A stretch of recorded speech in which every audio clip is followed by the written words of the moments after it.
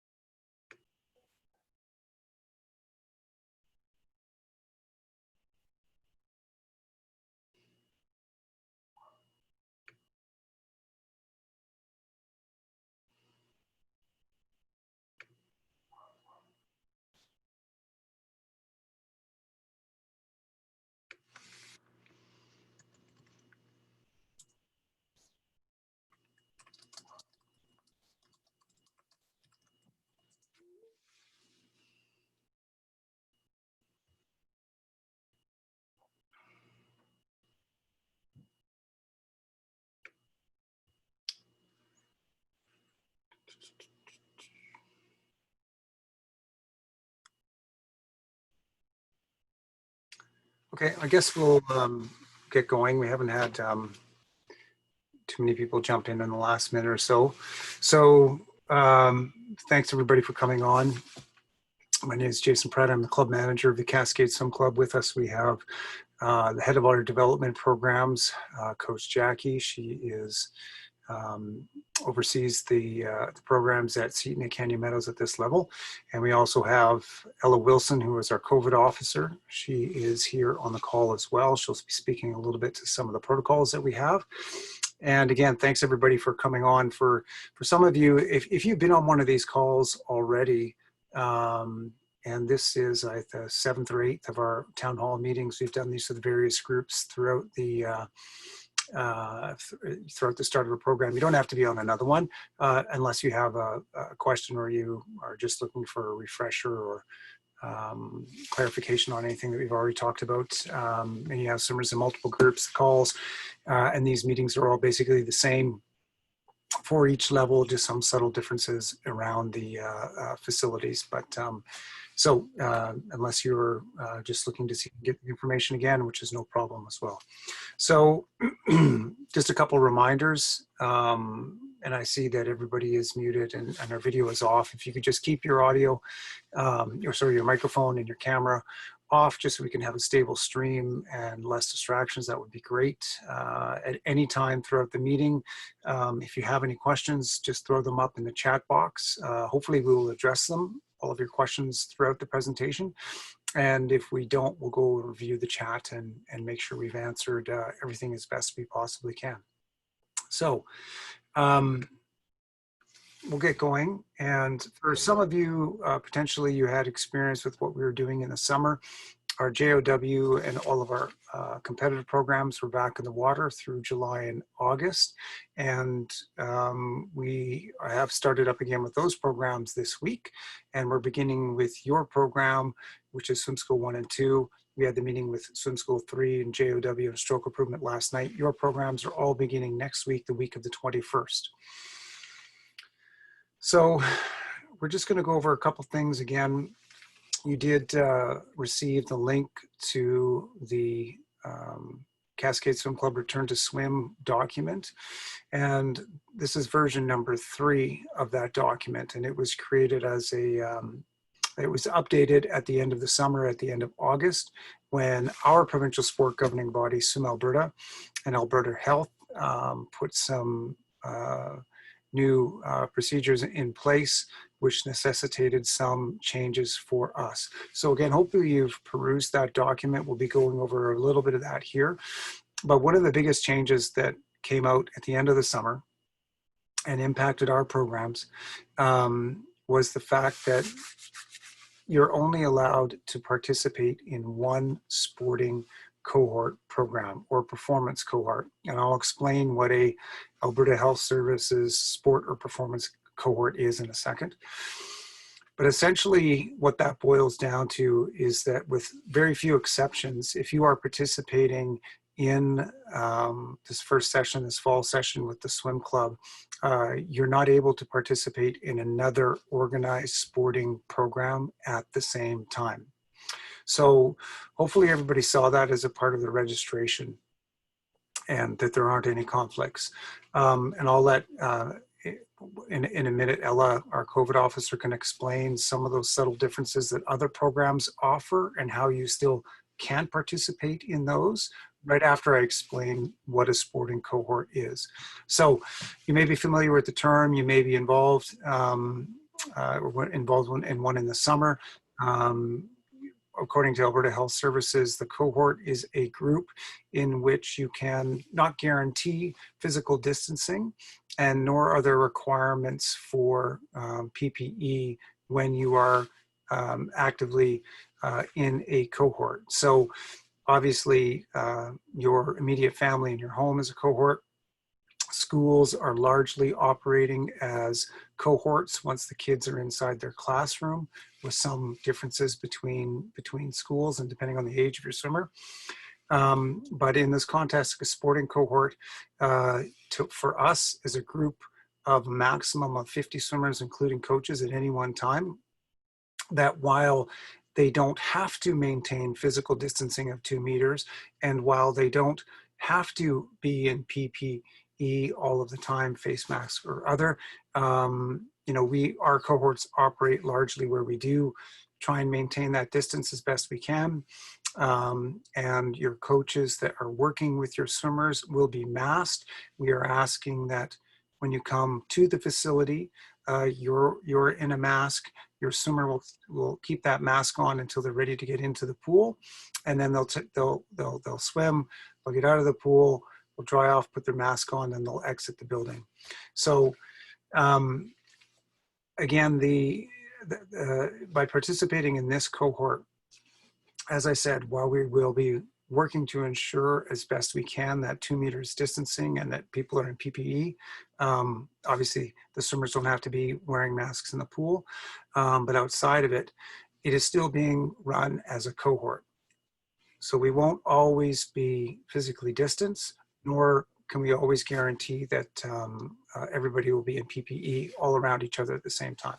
So I'm going to let Ella, our COVID officer, just explain some of those exceptions that are out there and some of those subtle differences between what we're offering and other programs that you might be involved in. So. Thanks, Jason. Hi, everyone. Just as Jason mentioned, with regards to Swim Alberta's mandate for returning back to swim, you can only join one sport cohort, but there are certain exceptions to this rule, particularly in this age group, which we take a look at by case scenario. So basically, if you are participating with us, there are out there, if you're taking classes that are called cohort-friendly classes or cohort-friendly camps. Basically, all those camps, and they should be advertised that way if you speak to the instructor or any fine print that they have there. But basically, if they are cohort-friendly classes, they must adhere to a strict 2 meter distancing protocol as per Alberta Health standards. So such as if you take a once a week music class, piano lesson, or there's non-contact distance basketball classes or a gymnastics class, as opposed to, so there is a difference between, let's say, a basketball cohort and a distance basketball cohort-friendly class. So if you are participating in any of such those classes and you are unsure, but just to clarify, please feel free to send me questions at my email at cascade.covid19@gmail.com, and I'll print that or type that up here on the chat for everyone to see. But again, those are some of the exceptions to what you can take alongside being a part of a sport cohort. Great. So, thank you, Ella. So that is a fairly significant change from where we were in the summer, and obviously, unless you had your summer had older siblings participating in our programs this summer, you may not have experienced this, but that was a recommendation in the summer, but now it is a a hard and a fast part of the policy, both with us and with Swim Alberta. So aside from that, there's a few different procedures that we have in place. So if you've read through the documentation that you were sent, you may have, you're probably familiar with this. I'm just going to share my screen with you, but one of the pieces that we are doing every single time your swimmers go to the pool is, and I'm just showing you on our site where this information is, you'll get an email link, but on our website, under the 2021 members COVID-19 resources, if you go and look, and just quickly what is on here, our returns to swim document, which you've been sent. I think we sent you the frequently asked questions that deals with a lot of what we're talking, sort of real world scenarios and sort of questions that we come across. This is here. This is just an older version of this information session. And all of these sessions, and I apologize, I should have reminded everybody at the beginning, but it was in the email. These are being recorded so that we can put them up on our YouTube page, and so that if somebody missed the meeting tonight or somebody joins later, they can access and get all the same information. But daily health screening questionnaires. So you will get this sent to you. If you misplace it, you can find it here on the website. And what it is 8 o'clock the night before, we're going to ask everybody to fill this out. And Ella, maybe I'll get, if you would like to speak to the questionnaire, I'll just throw up the swim school questionnaire for everybody to see here. And I can take that over, yeah.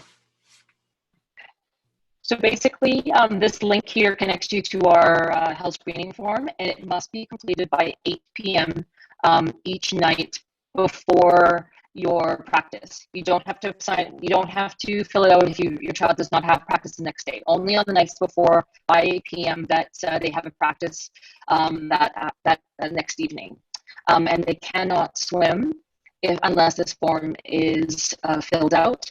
So as you can see through this form, because you just filled out the individual's name, your swimmer's name, your contact information. And this is important here to please pick out the correct roster group.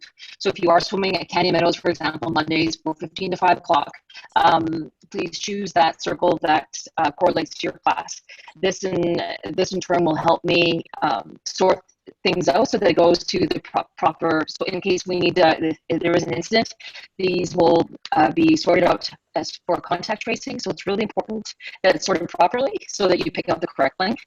And then the questions will follow here. First question, it's a typical HS screening form in which they'll ask you about travel information if you have been outside of the country within Canada within the last 14 days. Any symptomatic questions, and sport cohort question if you are part of any additional sport cohorts. For potential exposure questions, if if the attendee has been in any contact with any confirmed COVID-19 case in the last 14 days, which is face-to-face within 2 meters contact, and has the attendee had any close contact with someone who has had close contact with a COVID case in the last 14 days. And basically, you sign off on the bottom there and you submit it. And once you submit it, you will get an email confirmation. So when you bring your swimmer to the class the next day, if there's any issues, if by chance it was missed, it shouldn't be, your confirmation will be just your validation that you fill out the form and you'll be good to go. Great. Thanks, Ella. And so, as you said, you're going to get sent this link. It is up and available on our site at the moment. And each one of these has a particular and unique QR code. So a lot of what we've found as best practice is if you just print this out, your QR code, which is swim school, for the programs we're talking about here, unless somebody is joining us from another group, and then your groups are also listed, and put it on the fridge, just scan it the night before, as everybody's getting ready to get themselves organized for the next day, and then it's done, and it will just become a habit. So as Ella said, if you're only a once a week swimmer in swim school, you just have to do this once a week. If you're with our twice a week program, obviously it would then be twice. And so again, we're asking everybody to fill it out the night before, and that's really for us convenience to be able to manage what we have, 350, 400 different swimmers in the program that are filling these out every day. And so we just need to be able to manage it. So we're asking you to do it the night before. If something changes though, if, obviously if a swimmer becomes symptomatic over the course of the evening or at any time before practice, obviously that changes things. You don't come to the pool in that case. And, we would just deal with that if somebody does become sick. And we did have a question the other day about swimmers coming to the pool, and if as an example you have a negative test result, let's say in some particular situation, and it's maybe not even with us, calls you to go and get tested, but your athlete is still exhibiting symptoms or is still sick. If your swimmer has any illness, they shouldn't be coming to the pool. And that is pandemic or no pandemic. If a swimmer is symptomatic for any type of common flu or other illness, that you shouldn't be bringing them to the pool. Now, we're going to get our head of our development programs here, Coach Jackie, to explain just a little bit the entry and exit, the ingress and the egress into the facilities that we use, which are Canyon Meadows. For this program, if you move into Swim School 3 or JOW throughout the year, potentially you could choose to go down to Seton. The procedures there are a little bit different, so we'll focus really on Canyon Meadows for this group, which is also the reason why we delayed the meeting as we did until 7:30, is because we did have Coach Jackie at Canyon Meadows Pool today, as she was on Monday, and just sort of walking through how everything is working, and so she can relay some pretty timely and accurate information for us about coming in and then leaving the pool. So.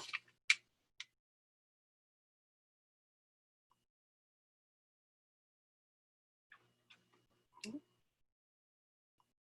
think you're still on mute.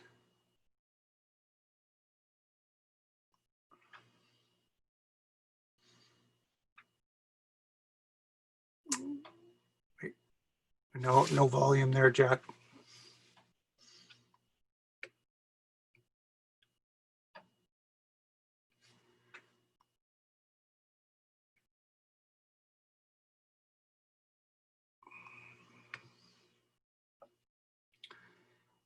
Maybe just take a look at the bottom left-hand corner of your screen on the Zoom window, just regarding your microphone.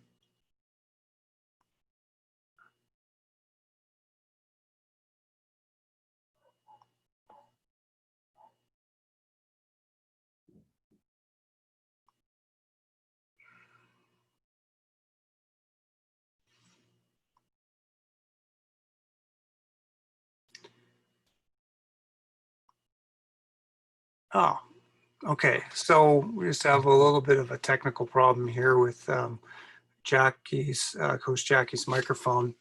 So I'll walk you through this.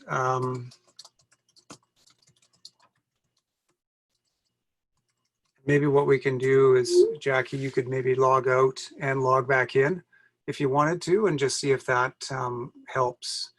And then we'll get back to you in a second, but I'll explain a little bit of it while we're waiting for her to do that. So at Canyon Meadows Pool, you will come in, and I believe most of you should be familiar with the layout of that facility. You'll come in through those automatic doors. You will be met by a Cascade COVID marshal, which will be more than likely one of our coaches there. And they will have a list of everybody. They'll confirm who you are, who you're bringing as you come in the front foyer. And they'll have a list of everybody that has ensured that everybody has done their screening questionnaire. They're not going through the screening questionnaire with you. They're just verifying that you've done it and then letting you through to the sort of pre-pool area, which again, if you're familiar with the layout of the pool, it is the family change room area. It's a hallway that goes out to the deck. So everyone is aware, you are not able to use the change room facilities prior to going into the pool. So what the facility has asked us and what we're asking all of our members, and this is no different than the big kids, if you will, that swim out of the Repsol Sports Center, is that they come with their suits on underneath their exterior clothes, whatever that might end up being. What we found though is that if they're in something loose and easy to get out of, that works a lot easier than other clothes. So, and actually we have Coach Jackie, the secret is out as she ran from upstairs to downstairs. I was just explaining getting into the pool and coming in with your swimsuits on underneath your clothes. And then now we're into the family change room hallway and just preparing to go out. So first they would shower and you can take it over from there. Yeah, so I guess the key here is we really want to keep it basic and simple, so they don't have a lot of layers to peel off, and obviously when it gets colder there will be more, but until we get into a rhythm, we want to make sure the kids are starting their practice on time. So our little train in the front lobby has to move quickly. So what we have been doing this week, some of the competitive kids have been there, and tonight we had a group of 30 kids training, and we line them up. We ask them to take their clothes off, shove everything in their backpack, and then 2 at a time they go down the hallway, quickly shower, and then head out to the pool. So it's very much the same when you guys come. I think again, it's going to be key that we check in. We'll have to check your names and make sure that you've done your form, and then you can get in line and shuffle along. So if we will have help, there will be other coaches down the hallway to direct the kids into the shower and out of the shower. And just so you're aware, we're not shutting the doors to those family change rooms. So the kids just simply walk in, the shower will be running, we turn it on, they walk in, shower, and walk out. And so it's just, we're moving quickly. So if parents, if mom or dad need to be with a 4 and 5-year-old, we understand that. I guess that would help them get undressed quickly. But if you have an older swimmer and they're fine by themselves, simply put them in line, make sure they're undressed and they have their bag, and just send them along the line up. Yeah, and then they go out to the deck. Their coaches will greet them there. They will go with their group to their lane, swim their practice, and then after practice they will be able to change in the change room, the men's and ladies change room, and you can meet them there if you must. And again, there's no showering in the change room. They just change their clothes. They can get dressed and head out. So they're sending us out the emergency exit, the emergency exit that faces the parking lot. So if you were going upstairs to watch swimming from the gallery, you go up the first flight of stairs, the exit is right there and it faces the parking lot, and that's where they're sending us out. So there's no cross with people coming and going. So it's important just on the timing that people understand, and a lot of this, and everybody should be used to now, sort of normal procedures being a little bit different, and these are some of them. So you can come to the pool 15 minutes prior to the start of your practice, but you won't be able to come in before that. And that's really because what we have is we have overlapping groups, and this whole cohort concept is that the groups are sort of insular in that this bubble of maximum of 50 that we talked about in the cohort sizes that you'll be dealing with are on your single hour sort of band of time. And we don't have 50 people in there. We're into the high 20s, maybe low 30s at the very most. But it's important that these cohort groups are not crossing over, which is why you can't come to the pool earlier than 15 minutes before. And it's why there is no locker room access on the way in, but there is locker room access on the way out. It just has to be pretty speedy, and it's there's no showering on the way out. And really it's so that the cohort groups don't cross paths with each other. So by having one group coming in and one group going out, and this is how the facility has asked us to do that. So locker room access is only on your way out the door. There, Coach Jackie had mentioned the viewing area, and I'm sort of fading away here. I'm just a floating head here on the screen, but the viewing gallery is available. It is available for one parent of each swimmer, a maximum of one parent. If you have a younger sibling that is there with you and you're looking after, that's not a problem. You'll just have to keep them with you. But there is only room for 16 people in the gallery at any one time. And that is it's left to us and to you as parents if you're going to choose to view, to self-police. So that if you come around the corner or look in and there are 16 people, you'll just have to find something else to do with your time, which unfortunately in this scenario means leave the building, go for a walk, go for a run, hang out in your vehicle and come back in at a later time, because there are maximums allowed obviously in the gallery. They don't want any loitering in the hallway. You can't have anybody in the front foyer. So it is sort of limiting in terms of what you can do. And that all being said, as a reminder, and everybody's probably well aware, when you're in the building, you must be masked. And that's part of the municipal bylaw. As we mentioned, your swimmers will need to come to the pool in the mask. They can just take it off as they shower. They put it back on while they're waiting in line. They wear their mask onto the pool deck. And then when the coaches tell them that it's time to get into the pool, they can put their masks in their bag. They do their practice. They get out.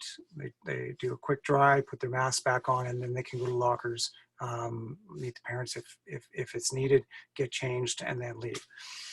Our coaches will be wearing PPE that's designed, some of it's designed for the pool, some of it's been appropriated for the pool.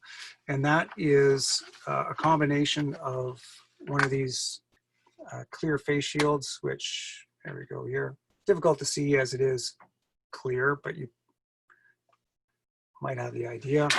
And one of these clear face masks in the water. And so that's a little bit easier to see. You'll get the idea when you get to the pool.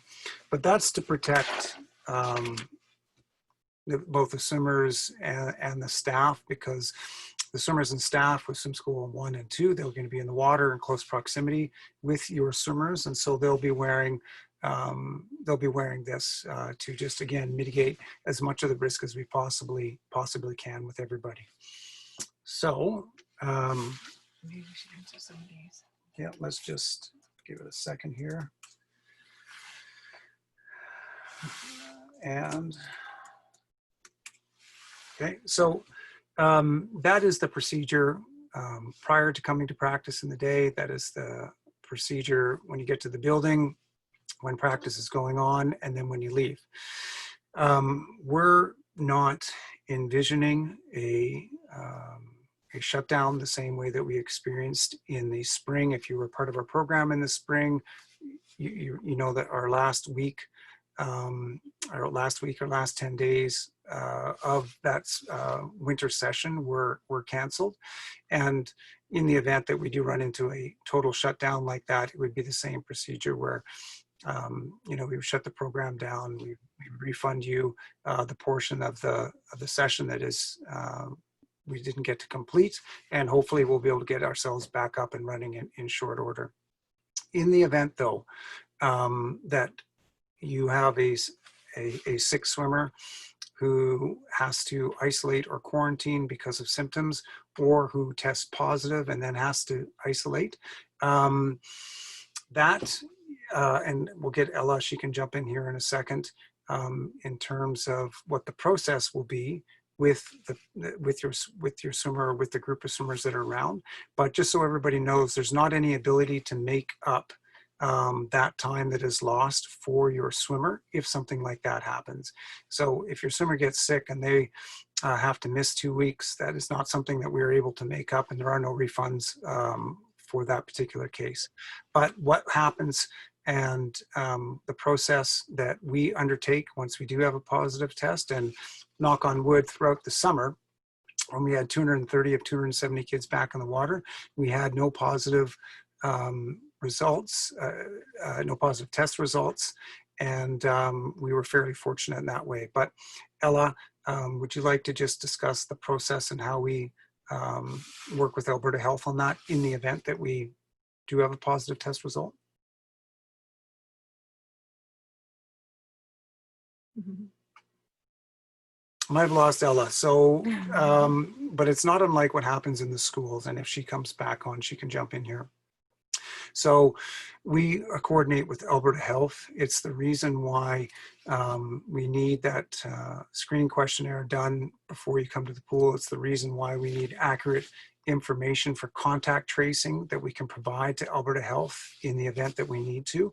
But we would report a positive case, and essentially Alberta Health kind of takes over that portfolio, and they may or may not end up getting in contact with other swimmers who happen to be in the group with your swimmer, or potentially the entire cohort group that is there for that hour.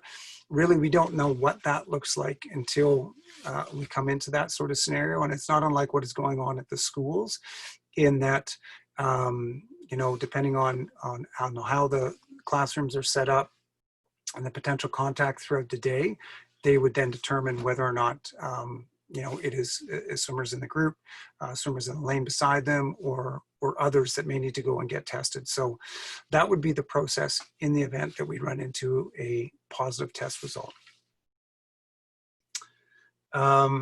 We're pretty optimistic that we're not going to run into a complete shutdown the way that we did in the spring, but as we've mentioned in other meetings, none of us have a crystal ball that can tell us that for sure. But it's really about, and this is the reason why all of these procedures are in place, living with COVID virus until there's a vaccine, or until there's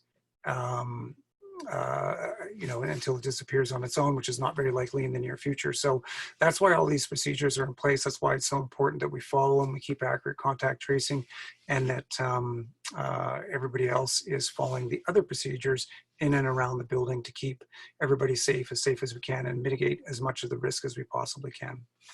So procedures before we get back into the water next week. Very shortly, well, obviously, unless someone has given you the link to this meeting because you're looking at how we're operating before we make a decision to come into the club, you are all registered. That's the first step. So the next step is within the next 4 or 5 days, you will get a registration email, something you would have been familiar with the program last year if you're part of the program, but it just comes from registrations@swimming.ca. And all you do is you go in and you verify your information. There is also a assumption of risk and liability waiver form that you would sign off on. And that basically just sort of completes the registration process. So it's a bit of a two-step thing, first with us, and then with Swimming Canada, which gives you your Swim Alberta registration. But anybody who is a member of the club has to complete all of those. And you'll get that registration email fairly soon, and we'll get everybody to take care of that at that time. So that is the information we had to present. We're just going to go through the questions and see if there's something that's come up that we can offer some clarification on. And by all means, if something comes up through now in this Q&A, you think of anything or need further clarification, if we don't explain it well, please, this is an opportunity to ask that now. I can answer, Allison.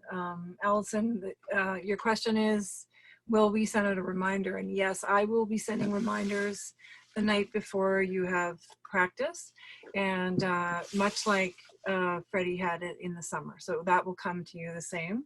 And so everyone will get a reminder with the link to go ahead and do it. But as Jason talked about earlier, you can use the codes if you print those off and just hopefully you're better at remembering to do it than I am. So the reminders is as much of a reminder to me as it is to you.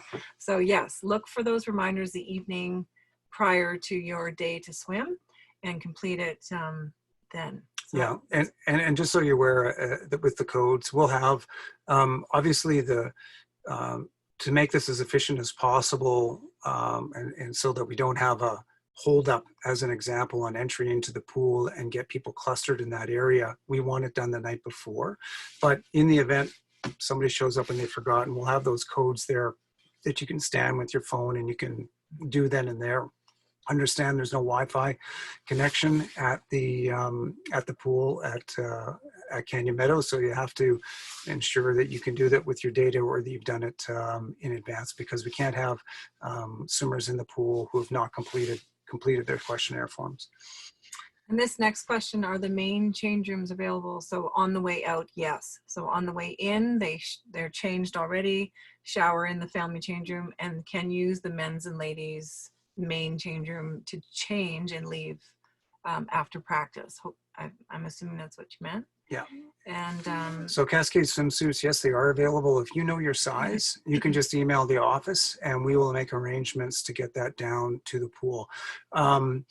You do need to know your size, because we don't have the ability and the proper mechanisms to look after sample sizes out, the ability to clean and store and that type of a thing, the same way you run into when you go into a retail store. So if you know your size, it's no problem. You just let us know and we'll arrange to get one down to the pool for you. And then the next question here, yes, you'll be able to, we would like to not have parents on the pool deck. So once they shower, the coaches will be just outside that door to greet them and collect their kids, get the kids together. And they can, so parents, you kind of let them go, but you can, if you have a little one, you'll be able to meet them in the change room when they're done and get them changed. It won't be a problem.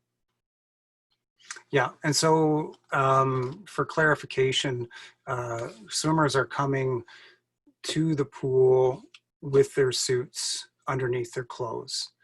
Worst case scenario, I mean, you can do that in your vehicle on the way in. We have adults and teenagers, unfortunately, doing that at the Repsol Sports Center that are part of our programs.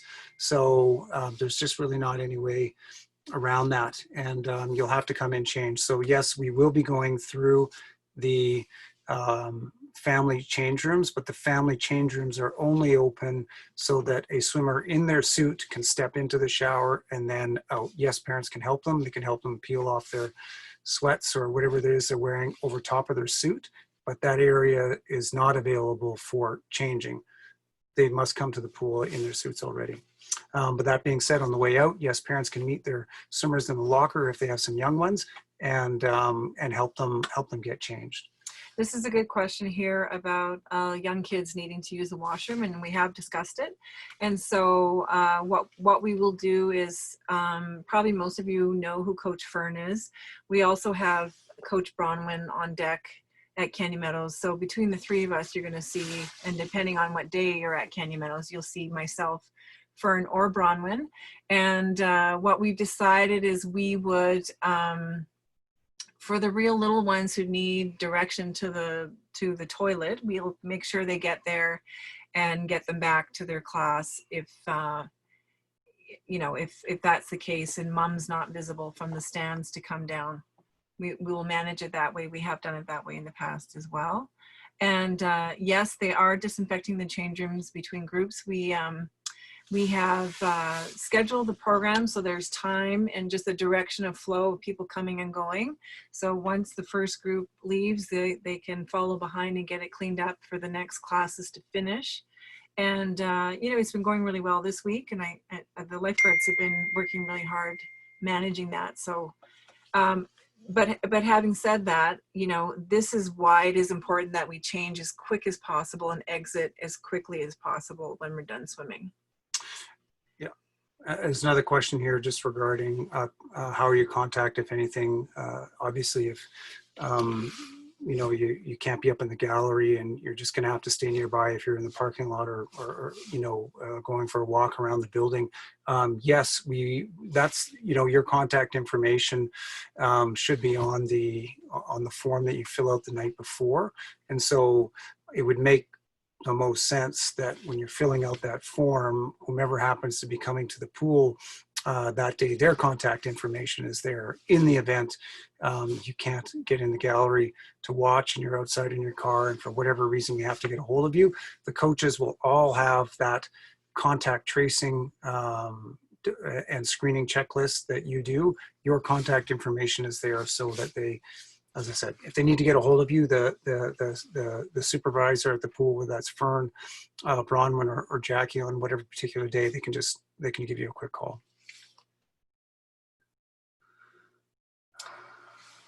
The codes are on the website under the COVID. This one here.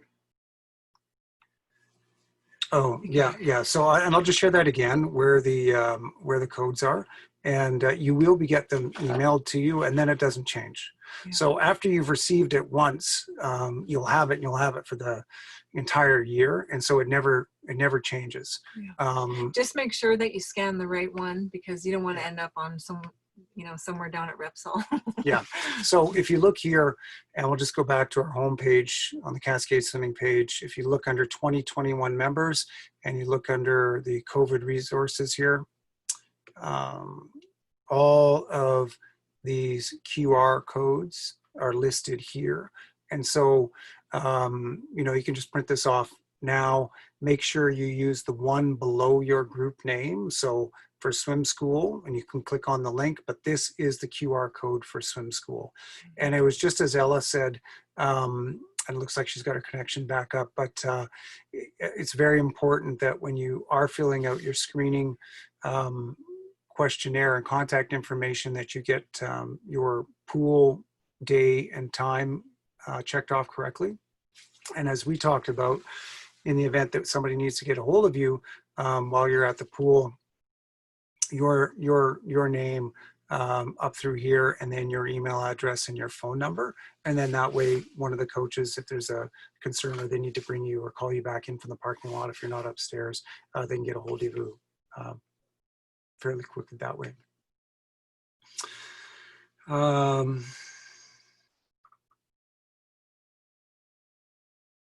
Yes, and so there's a question here about disinfecting in the change rooms between groups, and yes. And, oh, you did that? Okay, sorry. I think I already answered it. I gotta know where codes of that. Waiting for the decks for a few minutes before the pool deck. Yes, the kids will need to be masked in the change room. So what our direction has been to the kids so far through the summer and so far this week is, at the moment you get out of the pool, you grab your towel, dry your face and hands, and put your mask on, pick up your bag and head out. So that's, we're just trying as much as we can to be masked when we need to be. So that will be, and yes, when they're changing, please make sure they have a mask on in the change room. Yeah. And Can so I they'll just do a quick follow-up on that. So the bags are not with the parents. The bags are going to be on the deck with the kids at the pool.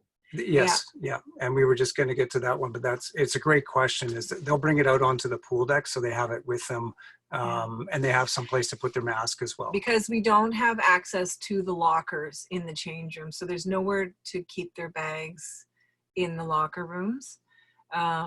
So again, that's why we suggest to pack light. Like, some of the kids will require to have fins, cap, goggle, towel. Keep it really simple. Don't pack a bunch of stuff in their bag. And I mean, I suppose if you want to hang on to their jacket up in the stands, or, you know, while you're waiting for them, that would work. That would be less for them to cart around. I know some of these kids are really little, but you know, as best we can, we need to follow the protocol that the pool has sort of set out for us, and that's what they would like us to do. Yeah. So this is a great question. If you have to wait in your vehicles, there's no room upstairs. How do we re-enter the building and avoid the next cohort at the entrance? That is a very good question. And so there is that 15-minute window. And so when you come into the building, let's say you're at your swimmer was swimming 4:15 until 5 p.m. And so, you know, you would be coming in. If you had to come back out, just what you would do, the process would be this: at, let's say, 5 minutes until 5, because your swimmer ends at 5 o'clock, you would come back in the building, because that other cohort that is there won't be allowed in until 5. So we're going to have to just sort of come up with a bit of a process to make sure that the marshals at the front know. But that's how we're kind of envisioning that it happens. If you have to come back in because there's no room, fair enough. You would come in 5 minutes before that next cohort, so that you're there in advance to pick up your swimmer in the change room, and then we're not crossing there. And everybody in the front lobby is masked, so the kids don't take their masks off until they go until they go into the shower. So yeah, so the crossing of the cohorts and the sort of risk of that is really when they're in a you know, unmasked and close distancing. So maneuvering around somebody who is waiting in line but they wouldn't be coming inside yet would really be the way of doing that. And we would just let the marshals at the front know, you know, that is a possibility when the gallery gets full, that somebody might have to come back in. It's not something we run into yet, but more than likely we will. So that's a great question.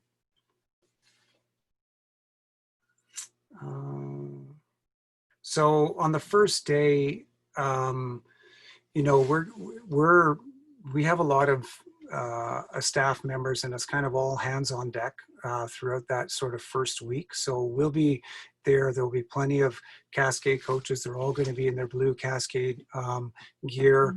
Ella, as our COVID officer, will be there with her team of marshals, which will be also help direct traffic. And we have pool supervisor as well that are Cascade.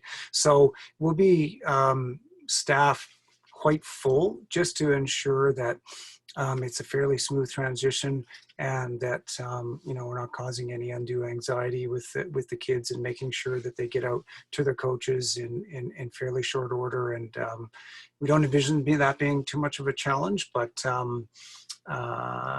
we will have a fair number, lots of help there. Yeah. Also, the class sizes have not changed. So swim school 1, it's 3 swimmers per coach. Swim school 2 is 4 swimmers per coach, and swim school 3 is 5 swimmers per coach maximum. And there's a few classes that are not full, and we have knocked down the max number of swimmers allowed. So, you know, if you've been to our program in the past, there's going to be more, it'll be quieter. There'll be more space on the pool deck.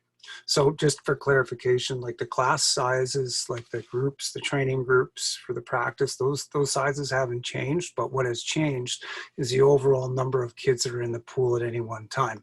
We're only running, as an example, 1 swim school 1, 1 swim school 2, 1 swim school 3 group at 4:15. We're only running 1 of each at 5. We're only running 1 of each at 6. Ordinarily, we would have 2 or 3 or more, depending on what the demand was. But for this first fall session, just to keep it fairly tight and orderly, as it's new for you, new for us to try and operate under these guidelines, we're keeping it quite small. Again, it's really just about mitigating as much risk as we reasonably can as we get back to this. So it's, as Coach Jackie said, the group sizes have not changed, but the overall number of swimmers we have in the pool at any one time, that's been quite drastically reduced. Good question, Ingrid, with the group warm up. As much as we love to do activation all together as one group, we likely won't do that. I think, especially when we first get going, you know, our goal will be to, as best we can, get in the pool on time. And so we'll, you know, we're anticipating, you know, it'll probably take us the first week to get into a rhythm, especially because, you know, I know a lot of the kids, I don't know everybody. So the kids that swam this week, we know them all, you know, and so it's easy to match the parent's name to the swimmer and this sort of thing, and looking at our list and checking people in. But, you know, so we're, you know, it'll take us a week or two to learn everybody's name and get everyone checked off. And so getting onto the pool deck and finding their coach will be a priority, and getting in the water. So we won't be doing our activation as a big group. And just everybody, you know, just like the swimming portion of what we are doing is very simple. It's you know, we've been doing this for years and years. That's the easy part of this, and the challenging part, and for us and for you and for the facilities, is really all of these other requirements that go around it. So I fully expect that there will be some challenges through week 1, week 2, until, as Coach Jackie says, we get into a rhythm. And this is brand new for us, having to operate under these types of guidelines. We did it at the Repsol in the summer, but that was a little bit different. That was with older kids that could manage completely on their own. There was less sort of restrictions in terms of numbers in the building at any one time. Obviously, the Repsol is a much bigger facility than the Canyon Meadows pool. So we would just ask everybody to be patient. And as everyone has all already learned, and we just ask you to continue on that way. Expect things to possibly change, and that the situation to be, it is quite fluid and is changing all of the time. And we're just, you know, we have a plan in place. We have some contingency plans if things go in one direction or another. But, you know, these are our operating guidelines based on the direction that we have from Alberta Health and the city right now. It can change quite quickly. We all know that. And we will react as soon as we possibly can to any changes that come our way. And we just need everybody to be patient with that, and understanding, as it's, again, a new landscape for all of us in terms of operating these programs this way.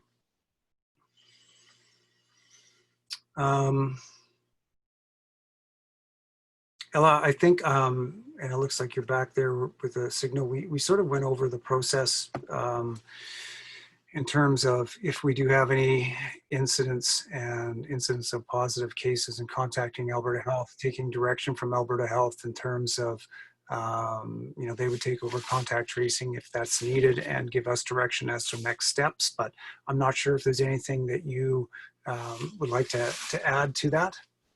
No, and I apologize for missing that.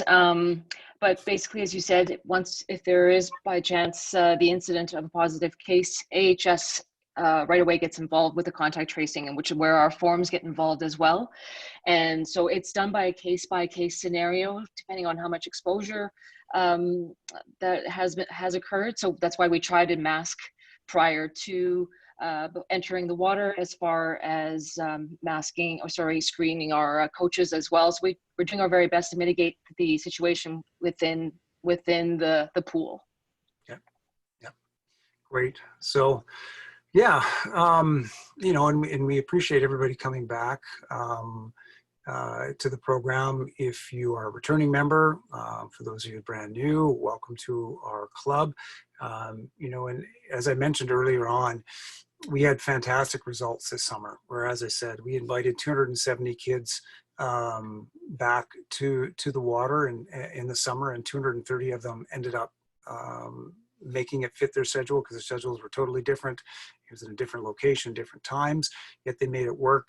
And really, because of all of the work that, you know, we put in place, but especially all of the work that our parents had done, helping their swimmers understand the procedures, and then again, the swimmers being very responsible at the pool, following the guidelines, and then outside of the pool, following Alberta Health direction and so on.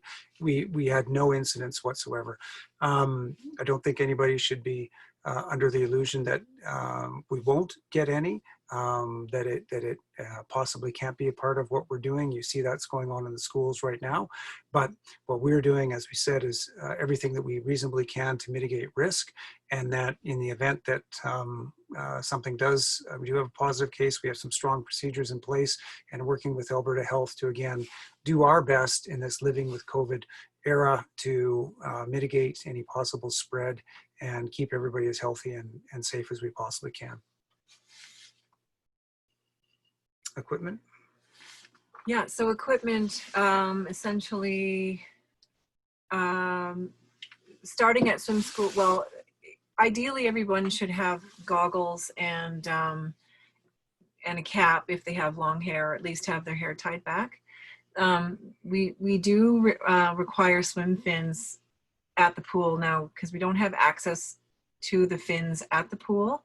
So we do need everyone to have their own fins, and ideally the list is on the website of the equipment that you need, but the swim fins we prefer are the Finis floating fin. It is a light fin, it's got a nice flexible blade, and it's perfect for these young kids learning how to swim freestyle. And you can get it at Team Aquatic Supplies. So a good pair of goggles, cap if they've got longer hair, and the fins. We have boards at the pool that we have access to, and really that's, if you would like them to have their own kickboard, for sure that would be great. If they have a kickboard, they should have a junior kickboard, a smaller sized kickboard. And yeah, for swim school, that's what we're looking at. The other thing is, sometimes it takes a few years, but it is uncomfortable for the young boys to swim in the big board shorts. If you're able to convince them to get into a swim jammer or a swim brief, it's a lot less drag. Their pockets don't fill up with water. But sometimes it takes them a few years to be ready for that. And I'm just going to share with you, I mentioned in the chat where we purchase our equipment, our sort of provider of choice is Team Aquatic Supplies, and we do get a discount. And I'm just going to show everybody how you can access that. If you go to our website and you go to, again, under 2021 members, and you go to swim gear, here is the, and it also lists our team gear. So if you're looking for a suit, you can get one from us. But if you look here, there's something called a Shark card, which you can access. It is this. Actually, this is our brand new one that just got put up. And you can just take a screenshot of this or download the PDF, keep it on your phone. You just have to be able to show it to them. And then you get a discount at the pool. I'm not exactly sure what the discount rate is currently, because sometimes it does change, but I believe it's at least 10, if not 15% off regular items. Also, we do have a member code if you'd like to order online and have it shipped, and the site is here. Our discount member code is there. And again, if you rather order it and have it shipped, that's one way of doing it as well. Okay. It is nice if they have their own gear, then they're not sharing stuff. And also just make sure it's labeled with a permanent marker, so quite often the kids grab the wrong fins. When No, you've got these, right? Oh, we have the belts. They don't need a belt. Yeah. Okay. I think I did, someone did tell me that they were sold out of certain size of fins, so they may be on back order, or I'm sure you'll find out when you start to shop. I'm not sure. Someone did mention that to me though earlier in the week. Yeah. Okay.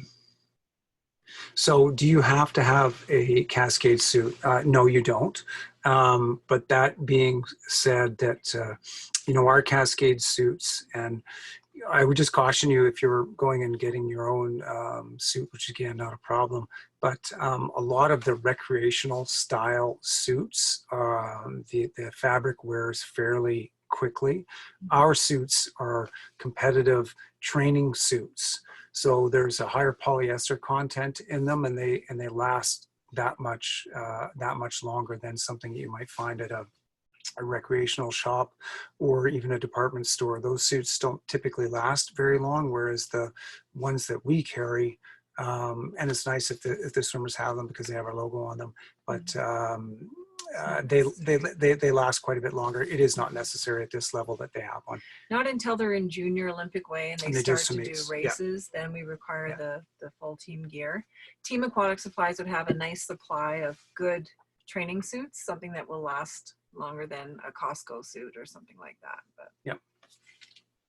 Okay, great. So we just tried to keep it to this hour, just to respect everybody's time, and I appreciate those that came on after we changed, well, both the date and the time to kind of accommodate being able to get some experience at Canyon Meadows Pool and what was going on there. So, you know, again, thank you very much. If you have any questions about sort of our procedures or the questionnaire or, you know, our COVID procedures and the return to swimming, you can email Ella.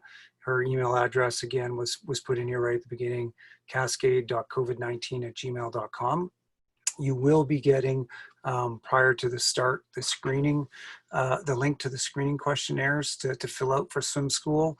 They're not going to change throughout the year, so you can just go to the website and see them. We would encourage you to print off the QR code for swim school, just so you can have that on the fridge, ready to go the night before you come to the practice. And you know, if anything else comes up, by all means, we're not starting until next week. Monday is the first day. So if you have questions from now until then, please let us know. If you have questions about cohort-friendly sport music or other performance groups that are out there, and you just want to see if there's a conflict, you can let us know. You can email, again, Ella on that. And it should be a great experience at the pool, as it always is in the pool. It's just some of this other stuff is a little bit different for everybody to get used to. So again, we appreciate everybody's patience with it, and looking forward to a great year. So thank you very much for your time, everybody. thank you.